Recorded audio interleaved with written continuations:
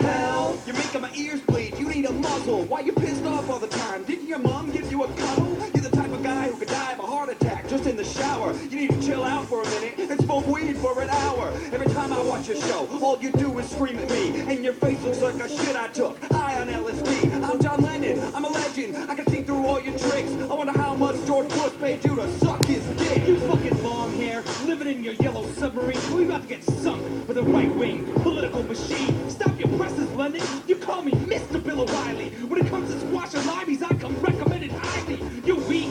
Between you and me, there's no comparison. I'll beat you so bad you weep gently like George Harrison. You're Paul McCartney's bitch. Well, it's talented Ringo. And I'd rather suck George Bush's dick than Yoko Ono. Well, you can't buy me love, but I'll kick your ass for free. I'll take Maxwell's silver hammer and give you a lobotomy. I'm tired of how you scheme to stir the people up. Why don't you just take a vacation and shut the fuck up? Cause I'm evil, hard black, and then Don Cheadle. $10,000 shoes I used to stomp out of Beatles. Don't tell me to shut the fuck up, that's how I survive. Now here's Sting, what